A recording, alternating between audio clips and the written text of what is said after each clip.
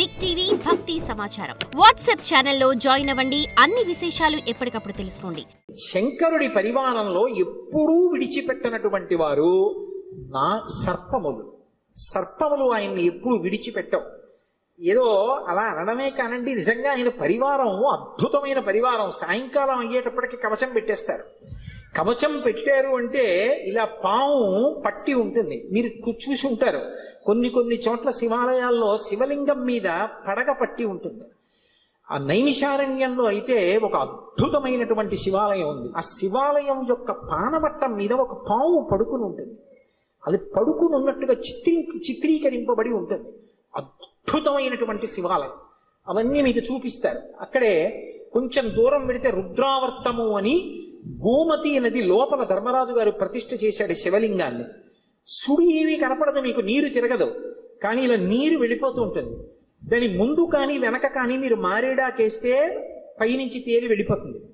శివలింగం లోపలున్న చోటుకొచ్చి మారేడు దళం వేస్తే నిలువుగా లోపలికి వెళ్ళిపోతుంది. మీరు 100 జామకాయలు జామ పళ్ళు తీసుకెళ్లి అందులో వేయండి, మీరు ఏమీ అడగకపోతే ఒక్క కాయ పైకి రాదు, నిలువుగా వరుస క్రమంలో లోపలికి వెళ్ళిపోతాయి. స్వామి ప్రసాదం ఇవ్వండి అని పైకి అడిగారు అనుకోండి, అన్ని పళ్ళు లోపలికి వెళ్ళిపోయి ఒక్క పండు పైకి వస్తుంది. భగవంతుని యొక్క అనుగ్రహము తిరుగులేనిది, ఈశ్వరుడు ఉన్నాడు అనడానికి ప్రబలమైనటువంటి సాక్ష్యాలు అవన్నీ. కాబట్టి ఆ పావు అనేటటువంటిది శివలింగం మీద పడగ పట్టి ఉంటుంది, అమ్మవారి యొక్క స్వరూపం. ఆ నాగులు ఎప్పుడూ శంకరుడితో అనుబంధంతో ఉంటాయి. అసలు ఆ పాము దేనికి గుర్తు అంటే కుండలిని శక్తికి ప్రతీక, అమ్మవారికి ప్రతీక. దేవరాజ సేవ్యమాన భావనంగ్రి పంకజం వ్యాళయజ్ఞ సూత్రం ఇందుశేఖరం కుపాకరం నారదాది యోగి బృంద వందితం దిగంబరం కాశికాపురాధినాథ కాల భైరవం భజే. నారదాది యోగి బృంద వందితం దిగంబరం అంటారు. ఆయన నారదుడు వంటి యోగి బృందముల చేత నుతింపబడుతుంటాడు. దేవరాజ సేవ్యమాన భావనాంగ్రి పంకజం, పావనాంగ్రి పంకజం. దేవరాజు అంటే ఇంద్రుడు, ఇంద్రాదుల చేత పూజింపబడేటటువంటి పాదపద్మములు కలిగినటువంటి వాడు. వ్యాళయజ్ఞ సూత్రం ఇందుశేఖరం కృపాకరం. ఆ చంద్రబింబాన్ని శుక్లపక్షంలో ఉండేటటువంటి తదియనాటి చంద్రరేఖని కొప్పులో ధరించి ఉంటాడు ఆయన. వ్యాళయజ్ఞ సూత్రం ఇందుశేఖరం కృపాకరం నారదాది యోగి బృంద వందితం దిగంబరం. ఆయన దిక్కులన్నీ ఆయనకి అంబరములై ఉంటాయి. ఆ దిక్కులు అంబరములై ఉన్న మీదట కొత్తగా ఇక వస్త్రాన్ని కట్టుకోడు, దిశములతో ఉంటాడు.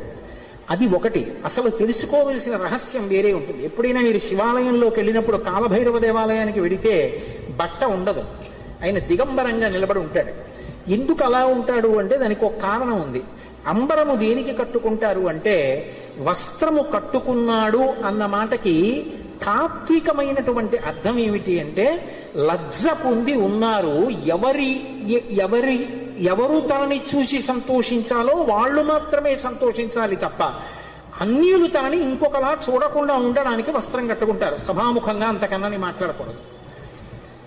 మీకు ఇంకా బాగా అర్థం అవడానికి నేను ఒక్కటే మాట చెప్పగలను. 1,00,00,000 రూపాయలు పెట్టి రకరకాల నగలు చేయించుకుని ఒంటి నిండా పెట్టుకుని ఒక స్త్రీ బట్ట కట్టుకోలేదనుకోండి, ఏమంటారు? లజ్జావిహీన అంటారు. సముద్రపు తొట్టులో దొరికేటటువంటి నత్తగొల్లలతో హారం వేసుకుని 30 రూపాయల చీర కట్టుకుందనుకోండి, ఏమంటారు? మానవతి అంటారు. బట్ట దేనికి కట్టుకుంటారు అంటే ఏ పురుషుడు తనని ఎలా చూడాలో అలాగే చూడాలి. భర్త అయితే దాని అవసరం లేదు, భర్త కానివాడు ఇంకొకలా చూడ్డానికి వీల్లేదు. అంబరము ధరించి ఉంటారు. అంబరము భక్తికి సంకేతం. భక్తి అంబరమును కట్టుకుంటారు. భక్తి అంబరం కట్టుకుంటే పురుషుడి చేత ఆకర్షింపబడతాడు. ఎవరా పురుషుడు? ఒక్కడే పురుషుడు. పతిం విశ్వస్యాత్మేశ్వరగం శాశ్వతగం శివమచ్యుతం. ఆ భగవంతుడు ఒక్కడే పురుషుడు. ఆధ్యాత్మిక సంప్రదాయంలో అందరం స్త్రీలమే, మనందరికీ పతి ఆయన. ఆయన కొరకు భక్తి అన్న బట్ట కట్టుకుంటాం. అసలు పరమేశ్వరుడు ఎవరి కోసం కట్టుకోవాలి? ఎవరి పట్ల భక్తితో ఉండాలి? ఆయన ఎవరిని పొందాలి? ఆయన పొందడానికి ఇంకెవరు లేరు, అందరూ ఆయన్ని పొందుతారు. అందుకే ఆయన బట్ట కట్టుకోడంటే భక్తి అన్న నంబరం ఆయన కట్టుకోక్కర్లేదు, అందుకు దిగంబరుడు. ఆ దిగంబర అన్న మాటను అలా అర్థం చేసుకోవాలి. అందుకే యోగి సంప్రదాయంలో ఈ దిగంబర అన్న మాట మీకు కనపడుతూ ఉంటుంది. కాబట్టి నారదాది యోగి బృంద వందితం దిగంబరం కాశికాపురాధినాథ కాలభైరవం భజే. అటువంటి కాలభైరవుణ్ణి నేను భజిస్తున్నాను. భానుకోటి భాస్వరం భవాబ్ది తారకం ప్రభుం నీలకంఠమీప్సితార్థదాయకం త్రిలోచనం కాలకాలమంబుజక్షమక్షశూలమక్షరం కాశికాపురాధినాథ కాలభైరవం భజే. ఇప్పుడు నేను అష్టకం అంతా ఎక్కడ చెప్పను. భానుకోటి భాస్వరం, కోటి మంది సూర్యులు ఉదయిస్తే ఎలా ఉంటుందో ఆయన కాంతి అలా ఉంటుంది.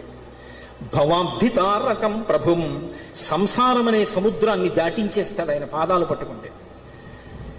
నీలకంఠమీప్సితార్థదాయకం త్రిలోచనం, నీలకంఠుడై హలాహల భక్షణం చేసినటువంటి శంకరుడై లోకములను అనుగ్రహించగలిగిన వాడై భక్తజనుల యొక్క ఈప్సితములను తీర్చగలిగిన వాడై ఉంటాడు. నీలకంఠమీప్సితార్థదాయకం త్రిలోచనం కాలకాలమంబుజక్షమక్షశూలమక్షరం, చేతిలో అక్షమాల పట్టుకుని జ్ఞానాన్ని ఇవ్వగలిగిన వాడై ఉంటాడు. అందుకే అక్షమాల అంటే ధ్యాన స్థితిని కటాక్షిస్తాడు. పుస్తకాలు చదవడం గొప్ప కాదు, ధ్యానం చేయగలిగి ఉండాలి. ఆ మనస్సు చెప్పినప్పుడు మాట వినాలి.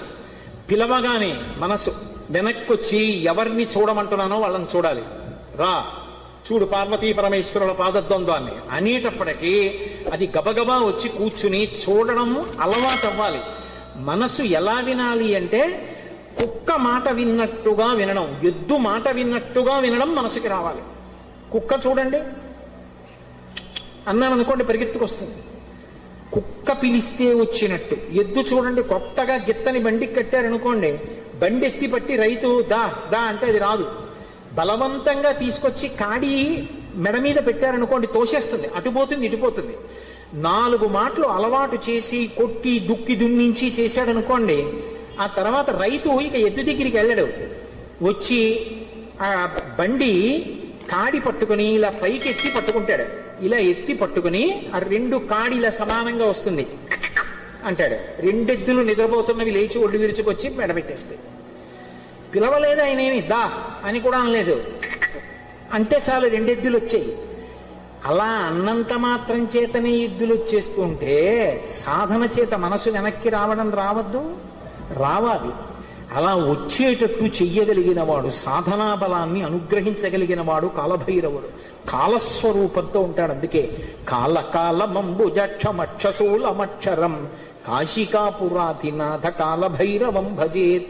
అందుకే కాలభైరవష్టానికి ఫలశ్రుతి చెప్తూ కాలభైరమష్టకం పఠంతి ఏ మనోహరం జ్ఞానముక్తి సాధనం విచిత్ర పుణ్యవర్ధనం శోకమోహ దైన్యలోభకోపతాపనాశనం తే ప్రయాంతి కాలభైరవంగ్రి సన్నిధిం ధ్రువం అంటారు. ఎవరు కాలభైరవాష్టకాన్ని చదువుకుని ప్రతిరోజు కాలభైరవుడికి నమస్కరిస్తాడో వాడికి భక్తి, చిత్తశుద్ధి, వైరాగ్యము, జ్ఞానము, చిట్ట చివర మోక్షము ఆయన అనుగ్రహిస్తాడు. ప్రత్యేకించి మార్గశీర్ష మాసం, చతుర్దశి, అష్టమి, మంగళవారం, ఆదివారం ఇటువంటివి కాలభైరవుడి గురించి వినడానికి అత్యుత్తమమైనటువంటి రోజులు.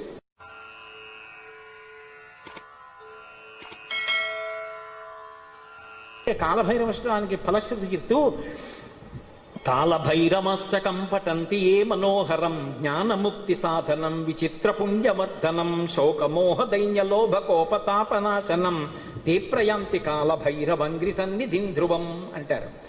ఎవరు కాలభైరవాష్టకాన్ని చదువుకుని ప్రతిరోజు కాలభైరవుడికి నమస్కరిస్తాడో వాడికి భక్తి, చిత్తశుద్ధి, వైరాగ్యము, జ్ఞానము, చిట్ట చివర మోక్షము ఆయన అనుగ్రహిస్తాడు. ప్రత్యేకించి మార్గశీర్ష మాసం, చతుర్దశి, అష్టమి, మంగళవారం, ఆదివారం ఇటువంటివి కాలభైరవుడి గురించి వినడానికి అత్యుత్తమమైనటువంటి రోజులు. కారాగారవాసం లాంటి ఆపదని కూడా తప్పిస్తాడు.